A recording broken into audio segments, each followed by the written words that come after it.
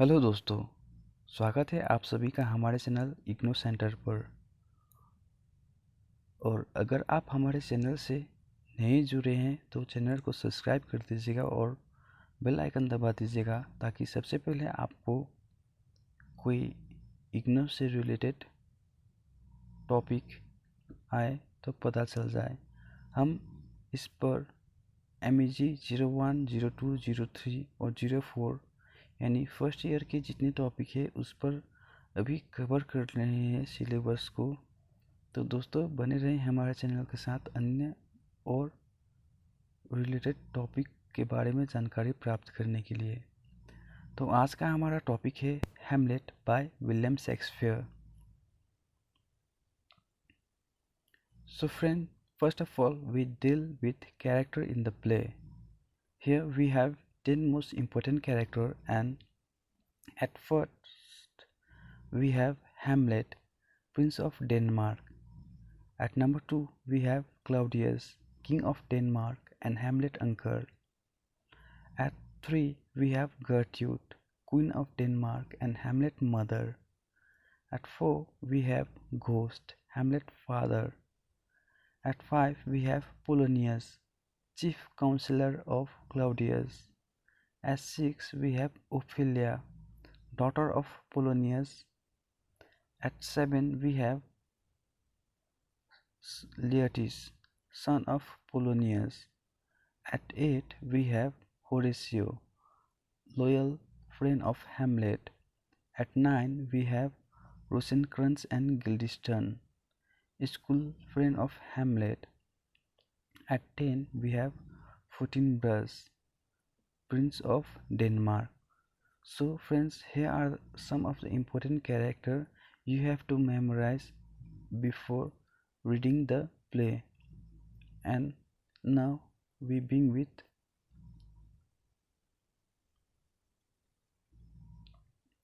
contribution towards the play. So friends, here are some lines which we can use at number 1 before writing the summary. So let's begin. William Shakespeare's famous work Hamlet, Prince of Denmark is a tragedy set across 5 acts, written around the year 1600. More than just a revenge play, Hamlet deals with questions about life and existence, sanity, love, death, and betrayal. It is one of the most quoted works of literature in the world, and since 1960, it has been translated into 75 languages including King Long and was the longest play of Shakespeare. तो दोस्तों ये आप summary लिखने से पहले point 1 पर लिख सकते हैं। ये एक विलियम शेक्सपियर का फेमस वर्क है जिसका नाम हैमलेट प्रिंस ऑफ डेनमार्क है, और ये एक ट्रेजेडी प्ले है जिसको 5 एक्ट पर लिखा गया है अराउंड द ईयर 1600 में। ये एक रिवेंज ट्रेजेडी है हैमलेट, जो कि क्वेश्चंस डील करता है जैसे life, existence, sanity, love, death और बिट्रेयल के बारे में। और ये एक मोस्ट वेटेड वर्क है लिटरेचर का इन द वर्ल्ड, और 1960 के बाद इसे 75 लैंग्वेज में लिखा गया है इंक्लूडिंग क्लिंगलॉन, और ये एक लॉन्गेस्ट प्ले है शेक्सपियर का। तो दोस्तों एक बार और बता दूं कि ये आप पॉइंट 1 पर लिख सकते हैं समरी लिखने से पहले। दोस्तों बढ़ते हैं आगे। ये कुछ मीनिंगफुल वर्ड्स हैं जो कि आपको समरी की प्ले अच्छी तरह से समझने में मदद करेंगे। तो दोस्तों फर्स्ट वर्ड से आपका रैम्पार्ट्स यानी किले का दरवाज़ा, palace gate. Then resemble, have a similar appearance to or qualities in common with someone or something, look or seem like. Inherited, money, property or title received as an hire at the death of previous holder. Omnivously, in a way that suggests something bad is going to be happen. Indeed, वास्तव में और सचमुच, contemplative ध्यान करना और सोचना, melancholy affected by great sadness or depression, apparent Prakash, leap उछल कूद, inadequate not enough, not good enough, नाकाफी अयोग्य, confront come face to face with someone in an arguing manner, tapestry it is a form of art traditionally woven by hand on a loom, sprawled sit, lie or fall with one arms and legs spread out in an ungainly way। तो दोस्तों ये कुछ word meaning थे जो कि आपको अच्छी तरह से पढ़ लेना है और समझ लेना है कि वर्ड्स क्या कहने को चाह रहा है, और इसको अच्छी तरह से समझने के बाद आप समरी को जल्दी से याद कर सकते हैं, और समरी को भी मन से समझकर आप चाहे जैसे भी क्वेश्चंस आए उससे सॉल्व कर सकते हैं। तो दोस्तों अब हम बढ़ते हैं समरी की ओर। On a dark winter night, a ghost walked the ramparts of Elsinore Castle in Denmark, discovered first by a pair of watchmen, then by the scholar Horatio. The ghost resembled the recent deceased King Hamlet, whose brother Claudius has inherited the throne and married the king widow Queen Gertrude।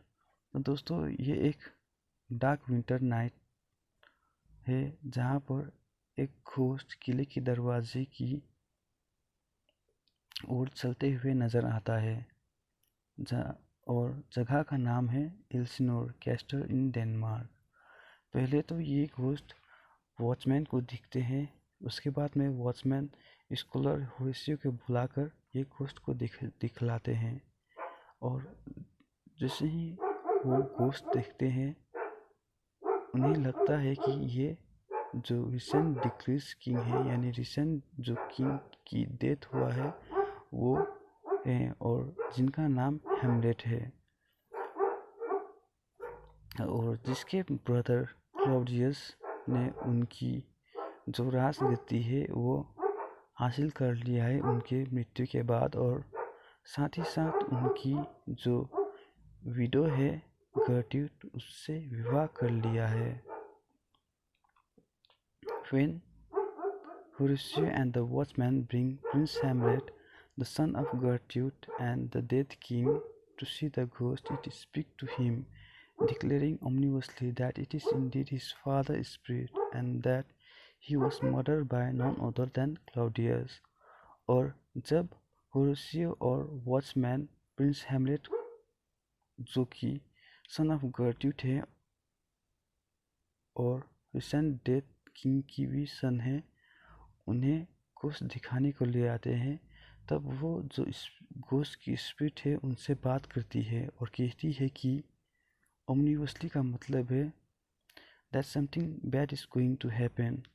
आप समझ सकते हैं कि अगर कोई बेटा मर जाता है और उसे मारा गया होता है तो वो किस प्रकार से अपने बेटे को बताएगा कि मेरा मर्डर हुआ है गुस्से से, और वैसे ही किंग बताता है कि वो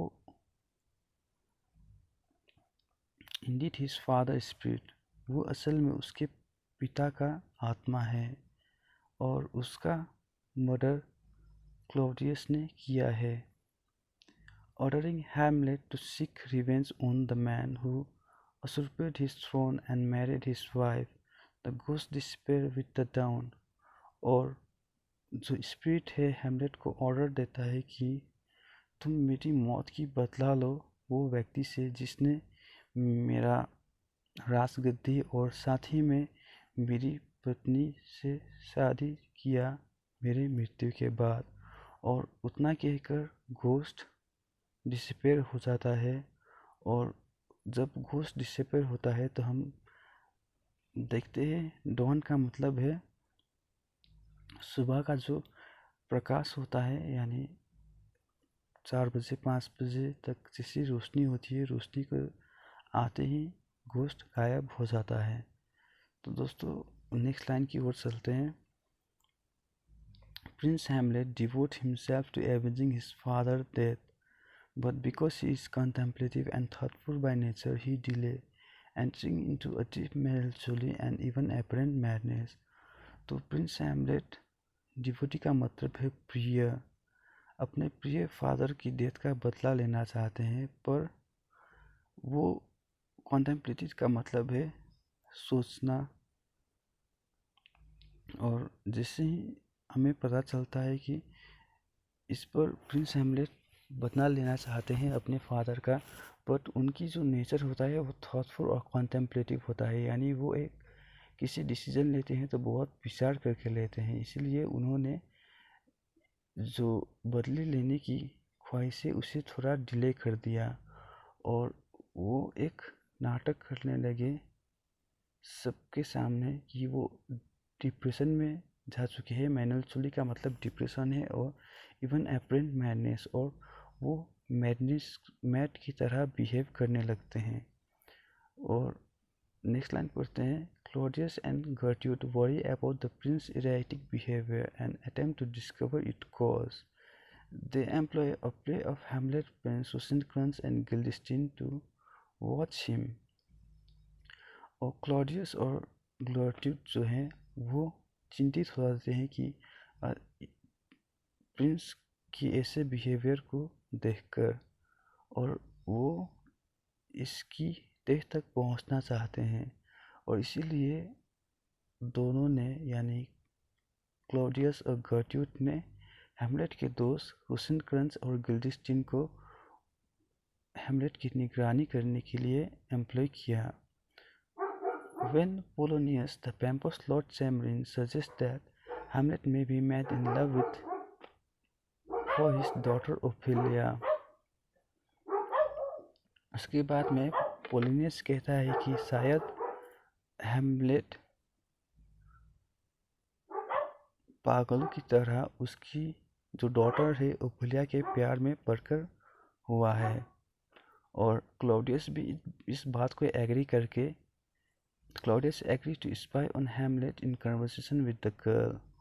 और क्लॉडियस ये बात को एग्री करते हैं, और हैमलेट की कन्वर्सेशन जब उस स्त्री से हो रही होती है तब वो स्पाई करने लगते हैं। बट दो Hamlet certainly seem mad, he does not seem to love Ophelia.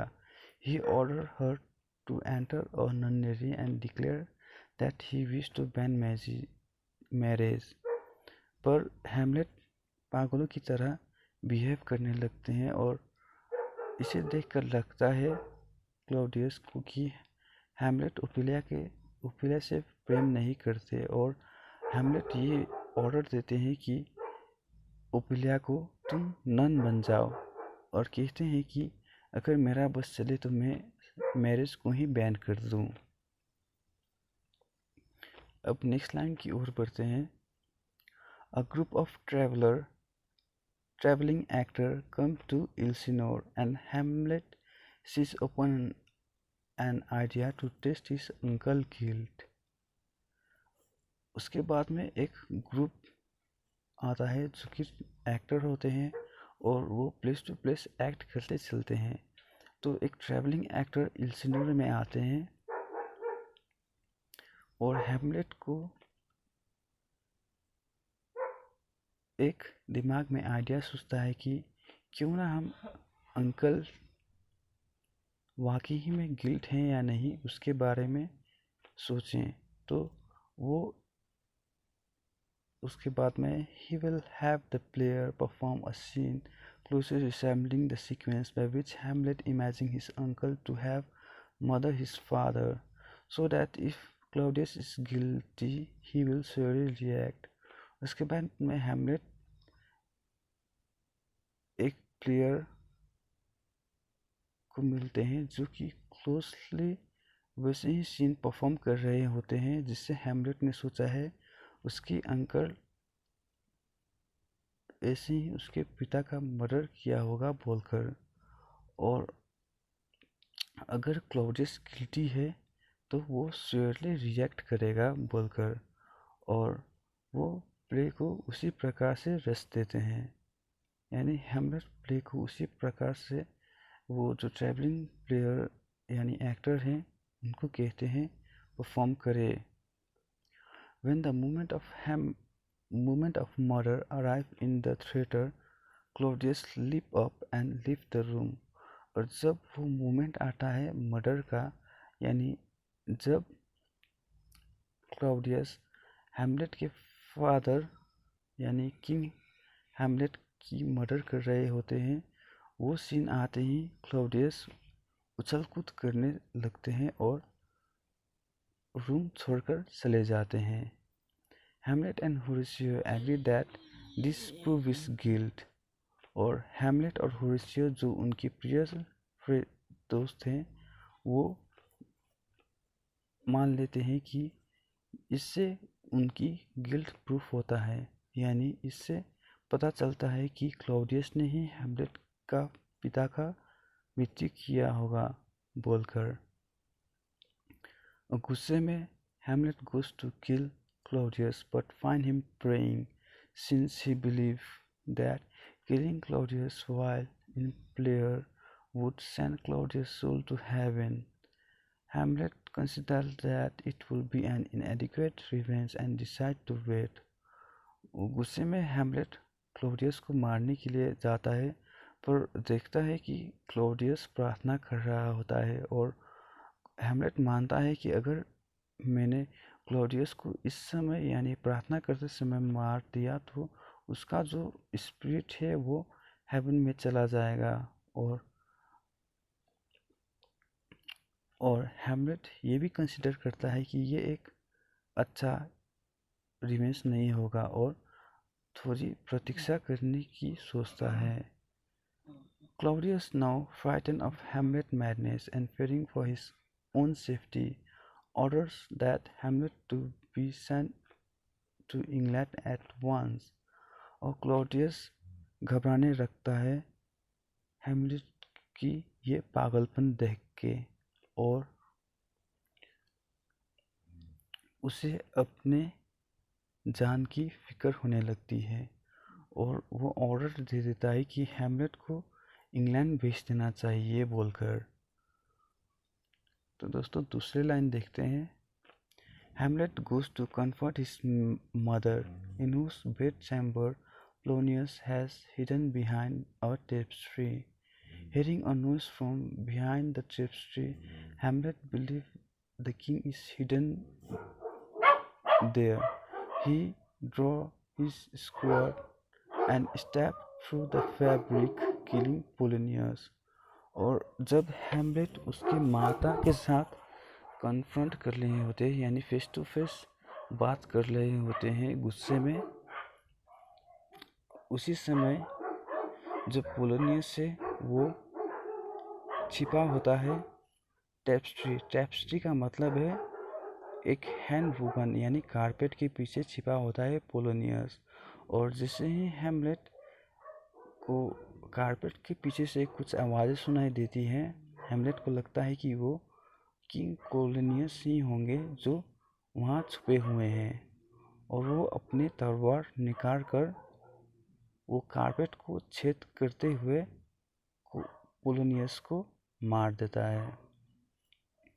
तो वो पोलोनियस को क्लॉडियस समझ के मारता है, इसीलिए for this crime he is immediately dispatched to England with Rosencrantz and Guildenstern. तो दोस्तों उसके बाद में पोलोनियस को मारने के बाद में उन्हें यानी हैमलेट को ये जो उन्होंने क्राइम किया है उसके लिए जल्दी ही इंग्लैंड भेज दिया जाता है उनके दो फ्रेंड के साथ जिसका नाम रोसेनक्रेंट्ज एंड गिल्डेस्टाइन है। However, Claudius' plan for Hamlet include more than banishment, as he has given Rosencrantz and Guildenstern sealed order for the King of England, demanding that Hamlet be put to death. और ये जो Claudius का plan है Hamlet को England भेजने का, ये एक बेनिसमेंट से कुछ ज़्यादा था। यानी क्लॉडियस को पता चल गया था कि हैमलेट को मालूम है कि क्लॉडियस ने उसके फादर को मारा है बोलकर प्ले देख लेने के बाद, तब क्लॉडियस ने हैमलेट को पोलोनियस के खून की से बचाने के लिए उसे बेनिसमेंट तो कर दिया, पर साथ ही साथ रोसेंक्रांस और गिल्डेस्टर्न को एक has given Rosencrantz and Guildenstern seal order for the King of England, demanding that Hamlet to be put in death. दोनों को यानी रोसेंक्रांस और गिल्डेस्टर्न को एक सील ऑर्डर दिया था कि जाकर तुम ये किंग ऑफ इंग्लैंड को दे देना, और जिस पर लिखा गया था हैमलेट भी पुट टू डेथ, और जिस पर डिमांड किया गया था कि किंग इंग्लैंड से कि हैमलेट को मार दिया जाए बोलकर क्लॉडियस के द्वारा ये seal order king of England को दिया गया था। तो दोस्तों आगे चलते हैं ये स्टोरी के। In the aftermath of our father death Ophelia goes mad with grief and drown in the river. और जैसे ही ओपेलिया ने ये खबर सुना कि उसके फादर का मृत्यु हो चुका है, यानी पोलोनियस का मृत्यु हो चुका है, वो पागलों जैसी बिहेव करने लगी, और बिहेव करते करते वो जो है यानी ओपेलिया रिवर में डूब गई, और डूबते ही ओपेलिया का भी इधर मृत्यु हो जाता है। और पोलोनियस का यानी सन है लियटिस, Polonius' son Leotis, who has been staying in France, returned to Denmark in a rage. और जो पोलोनियस के सन है लियोटिस, वो जो फ्रांस में रहते हैं वो रिटर्न हो गए डेनमार्क के लिए जल्दी में, तत्काल उसी समय पोलोनियस के सन जो लियोटिस है वो डेनमार्क को वापस हो गए हैं। Claudius convinced him that Hamlet is to be blamed for his father and sister's death. और क्लोडियस लियटिस को ये भरोसा दिलाने लगा कि तुम्हारा जो फादर है और सिस्टर है, दोनों की मृत्यु का कारण हैमलेट ही है बोलकर। उसी समय when Horatio and the king received letter from Hamlet indicating that the prince has returned to Denmark after pirate attack his ship and wrote to England, Claudius concocts a plan to use Leotis' desire for revenge to secure Hamlet's death. उसी समय Horatio और king Claudius को पता चलता है कि एक letter receive करते हैं Hamlet. When Horatio and the king receive letter from Hamlet, Hamlet के द्वारा एक लेटर रिसीव करते हैं जिस पर लिखा गया होता है कि जो प्रिंस हैमलेट हैं वो डेनमार्क फिर से वापस आ चुके हैं, और जैसे ही वो शिप पर ट्रैवल कर रहे थे यूरोप इंग्लैंड जाने के लिए, उसी समय पायरेट्स ने उनके शिप पर हमला कर दिया, इसीलिए वो वापस आ गए डेनमार्क। द क्लॉडियस एक concocts a plan to use Laertes desire for revenge to secure Hamlet death. और क्लॉडियस हैमलेट को मारने के लिए एक प्लान करता है लियटिस के रिवेंज को यूज करने के लिए। उसके बाद में Laertes will fence with Hamlet in innocent sport. Laertes और हैमलेट की एक इनोसेंट स्पोर्ट यानी थोड़ी कुछ तलवारबाजी होने के लिए दोनों का नाम दिया जाता है, पर Claudius will poison Leotis' blade so that if he draw blood, Hamlet will die. पर क्लॉडियस ने जो लियोटिस है पोलिनियस के सन उसके ब्लेड में पॉइजन लगा दिया जाता है, ताकि अगर लेयर्टिस हैमलेट को वार करे तो उस पर हैमलेट की ब्लड निकले और जो पॉइजन लगा हुआ हो वो हैमलेट के ब्लड में घुस जाए और हैमलेट उसी समय मर जाए बोलकर क्लॉडियस प्लान करता है। और एक बैकअप प्लान भी लगता है। As a backup plan the king decide to poison a goblet which he will give Hamlet to drink. और एक गॉबलेट में पॉइजन भी भर देता है बैकअप प्लान, जो कि क्लॉडियस हैमलेट को ड्रिंक करने के लिए देगा। If Hamlet score the first और second hit of the match, अगर मैच के फर्स्ट राउंड सेकंड राउंड होता है, अगर हैमलेट एक भी राउंड जीत जाए तो वो क्लॉडियस उसे गॉबलेट दे देगा जिस पर पॉइजन भरा हुआ है उसे पीने के लिए। Hamlet return to the vicinity of Elsinore just as Ophelia funeral is taking place। तो दोस्तों जो हैमलेट को पॉइजन देता है यानी गॉबलेट में पॉइजन भर देता है और वो सब क्लोलिनियस का प्लान था। अब हैमलेट रिटर्न हो रहा है इल्सिनोर को। हैमलेट रिटर्न टू द वेनिसिटी ऑफ इल्सिनोर, यानी इल्सिनोर के करीब आ चुका है। जैसे ही हैमलेट इल्सिनोर के करीब आ रहा होता है वो देखता है कि ओफिलिया का जो फ्यूनरल है वो हो रहा है, और फ्यूनरल ओफिलिया का देखते ही वो सैड हो जाता है, यानी स्टिकन विथ ग्रीफ, सैड हो जाता है। और he attack Laertes and declare that he had in fact always love Ophelia. और जिससे आगे ही क्लोडियस ने बता दिया था लियर्टिस को कि तुम्हारे पिता और तुम्हारे सिस्टर का जो डेथ हुआ है उसका कारण हैमलेट है बोलकर। तो दोनों के बीच यानी वो बात लेयर्टिस हैमलेट को बोलता है और इसी समय हैमलेट अटैक कर देता है और लेयर्टिस को, और बोलता है कि वो हमेशा ओफिलिया से प्यार करता था, यानी हैमलेट हमेशा ओफिलिया से प्यार करता था बोलकर लेयर्टिस को वो बता देता है। यानी हैमलेट लेयर्टिस से कन्वर्सेशन करता हुए यानी लड़ाई करते करते वो ऐसी बात अपने मुँह से निकाल कर बता देता है। Back at the castle, he tells Horatio that he believes one must be prepared to death since death can come at any moment। और जब बैटल होने वाला होता है तब वो कैस्टल में हैमलेट होरेशियो को बोलता है कि हम दोनों में से एक ना एक तो हम मरेंगे ही, यानी हमारा डेथ निश्चिंत है दोनों में से एक का। तो वैसे बोलते हैं। और उसके बाद a police courtier name Osric arrive on Claudius' order to arrange the fencing match between Hamlet and Laertes। और ये एक पुलिस काउंटियर आता है क्लाउडियस के बुलाने से, जो कि ये मैच अरेंज करेगा, ये एक फेंसिंग मैच अरेंज करेगा बिटवीन हैमलेट और लेयर्टिस के। तो दोनों का मैच होने वाला है, यानी तलवारबाजी होने वाली है, जिस पर ओस्ट्रिस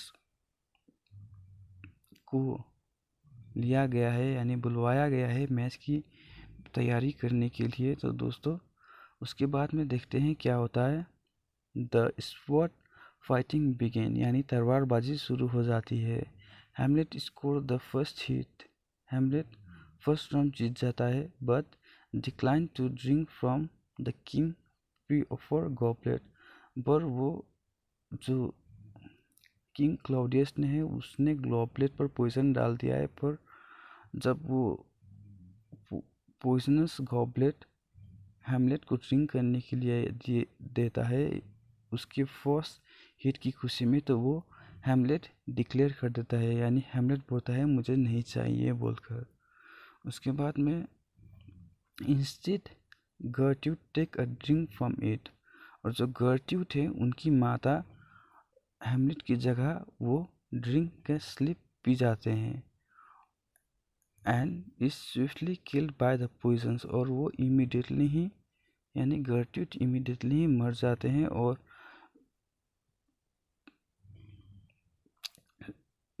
और जो क्लॉडियस है किंग उसके कंधे पर सिर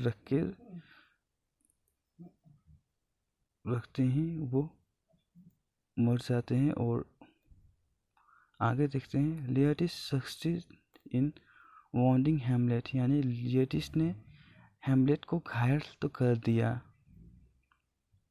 तो Hamlet does not die of the poison immediately, और घायल होते हुए भी हेमलेट उसी वक्त पॉइजन की जहर पीने से मरे नहीं, यानी जहर से वो इमीडिएटली नहीं मरे। उसके बाद में first Laertes is cut by his own sword, पहले कुछ तलवारबाजी करते समय तलवार एक्सचेंज हो जाती हैं दोनों की, तब लिएटिस पहले कट चुका होता है उसके अपनी ही तलवार से जिस पर पॉइजन लगा हुआ होता है। And after revealing to Hamlet that Claudius is responsible for queen death, he died from the blood poison. और उसके बाद में जब लिएटिस समझ जाता है कि ये सब क्लॉडियस की चाल है, तो वो हेमलेट को रिवेल करता है कि हेमलेट को बताता है कि क्लॉडियस रिस्पॉन्सिबल है तुम्हारी माँ की डेथ के लिए, और लिएटिस मर जाता है अपने ब्लेड की पॉइजन से। Hamlet then stabbed Claudius through with the poison sword, और हेमलेट क्लॉडियस को जो पॉइजनस स्क्वाड है उसके नोक पर रखकर कहता है stab Claudius through with poison squad and force him to drink down the rest of the wine, और कहता है कि जो बचा हुआ जहर है वो तुम पियो बोलकर। एंड देन क्लॉडियस डाई, और क्लॉडियस वाइन पीते ही मर जाता है, और Hamlet die immediately after achieving his revenge, और हेमलेट अपना बदला पूरा करने के बाद हेमलेट भी इसी तरह मर जाता है। उसके बाद में दोस्तों at this moment on Norwegian prince name 14 birds, उसके बाद में नॉर्वे का जो किंग है वो 40 बर्ड्स आ जाते हैं, जिन्होंने आर्मी लीड किया था डेनमार्क में और attack Poland earlier in the play, और पोलैंड को अटैक किया था पहले प्ले में। Enter with ambassador from England, वो जो 14 बस है वो एम्बेसडर के साथ आते हैं इंग्लैंड के, who report that Rosencrantz and Guildenstern are died, जो रिपोर्ट करते हैं कि जो हेमलेट के फ्रेंड है रोसिंगटन और ग्लिस्टन वो मर चुके हैं बोलकर। 14 बस is stunned by the gruesome sight of the entire royal family laying sprawl on the death, और 14 वर्ष देखते हैं कि जो पूरी रॉयल फैमिली है वो मरे पड़े हुए हैं फ्लोर में। He move to take the power of the kingdom, और जो 14 वर्ष है वो जो राजा का सिंहासन है वो उसमें बैठने के लिए जा रहे होते हैं होरेशियो, और इस पर जो लास्ट बचता है ये सीन पर वो सिर्फ होरेशियो है जो हेमलेट के फ्रेंड हैं। होरेशियो फुलफिलिंग हेमलेट लास्ट रिक्वेस्ट टेलिंग हिम हेमलेट ट्रेजिंग स्टोरी, और होरेशियो जो प्रिंस ऑफ नॉर्वे है 14 बस को वो पूरी कहानी बताता है हेमलेट की, और हेमलेट की राज इच्छा पूरा करते हैं, और 14 बस प्रसन्न होकर ऑर्डर देते हैं कि हेमलेट को 14 बस order that Hamlet be carried in a manner befitting a fallen soldier। 14 बस ऑर्डर देते हैं कि हेमलेट को पूरी जिससे एक सोल्जर की लाश और डेड बॉडी ले जाते हैं वैसे ही ले जाएं बोलकर।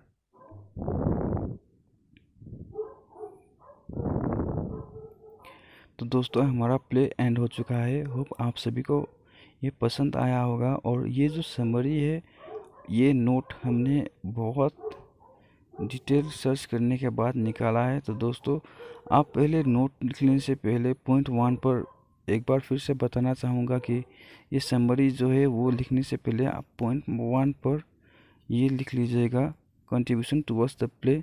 उसके बाद में ही आप पॉइंट 2 कर ये जो समरी है उसे स्टार्ट कर दिएगा और पूरी समरी पढ़ के जाइएगा एग्ज़ाम देने समय, ताकि अगर कोई भी क्वेश्चन आए कहीं से भी आए आप उसे सॉल्व करके ही आए। तो दोस्तों और अगर आपको इसके बारे में कोई इन्फॉर्मेशन चाहिए तो हमारे कमेंट बॉक्स में कमेंट कर दीजिएगा, हम आपको रिप्लाई दे देंगे। और एमएजी की जो चैप्टर्स हैं उसकी जानकारी प्राप्त करने के लिए हमारे चैनल के साथ ज़रूर जुड़े रहें और इसे सब्सक्राइब कर दीजिए, ताकि हमें भी कुछ इंस्पिरेशन मिले आप सभी को और नॉलेज देने के लिए। धन्यवाद।